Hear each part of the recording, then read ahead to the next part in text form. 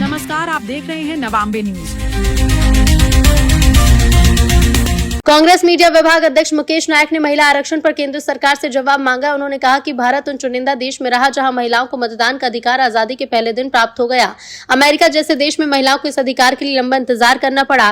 पंचायत और नगर पालिकाओं में महिलाओं के लिए 33% आरक्षण का ऐतिहासिक निर्णय भी कांग्रेस सरकार ने लागू किया था। मुकेश नायक ने कहा कि 2023 में पारित संविधान संशोधन में स्पष्ट प्रावधान था कि महिला आरक्षण को लागू करने से पूर्व जनगणना और उसके बाद परिसीमन की प्रक्रिया पूरी की जाएगी। अब जो परिस्थितियां सामने आ रही हैं, संकेत देती है कि सरकार अपने प्रावधान से पीछे हट रही है।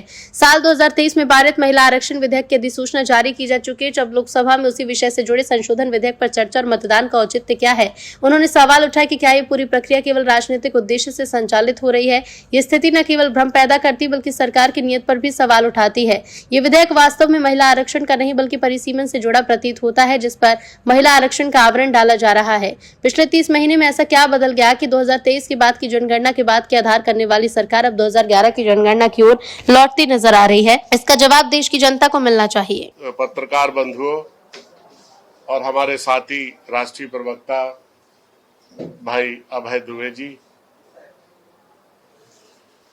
आप सब लोगों को ये जानकर हैरानी होगी कि 2023 में भारत की लोकसभा और राज्यसभा में पारित महिला आरक्षण बिल, जिसको 2 आपत्तियों के साथ भारतीय जनता पार्टी की सरकार ने रोक दिया था और ये कहा था कि नया परिसीमन हो जाने के बाद और नई जनगणना हो जाने के बाद इस बिल का नोटिफिकेशन हम जारी कर देंगे। लेकिन कल आधी रात को आनन फानन में सरकार ने नोटिफिकेशन जारी कर दिया, ये जानते हुए भी कि लोकसभा में संशोधन विधेयक पर कल चर्चा होने वाली है और 4 बजे मतदान होना है। ये जानते हुए भी नोटिफिकेशन गवर्नमेंट ने जारी कर दिया।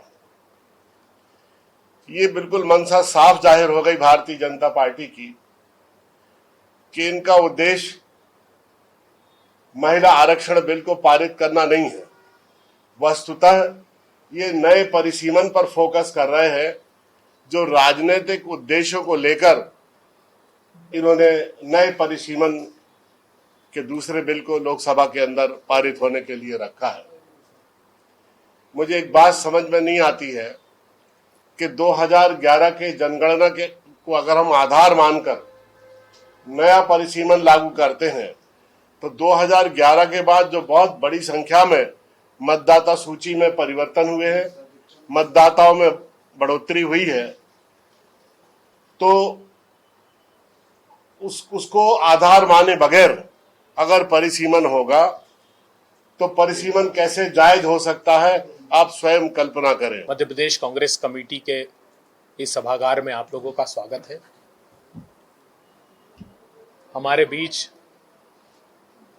मध्य प्रदेश सरकार के पूर्व मंत्री और इस देश के मूर्धन्य कांग्रेस नेता मुकेश नायक जी हैं, जिन्होंने विस्तार से इस विषय पर प्रकाश डाला। हम दोनों सामूहिक रूप से भारतीय जनता पार्टी की केंद्र की और राज्य की सरकार से एक ही प्रश्न करना चाहते हैं कि क्या कोई कानून अधिसूचित किए बगैर आप उसका संशोधन लोकसभा में ला सकते हैं? 2023 में नारी वंदन अधिनियम, प्रधानमंत्री जी ने मुखरता से कहा कि 33% हम रिजर्वेशन दे रहे हैं और सारे राजनीतिक दलों ने समर्थन किया, जिसमें उन्होंने साथ में ये शर्त जोड़ी थी कि हम पहले सेंसस कराएंगे, उस सेंसस की बुनियाद पर डिलिमिटेशन होगा और उस डिलिमिटेशन के आधार पर फिर रिजर्वेशन 33% महिलाओं को देंगे।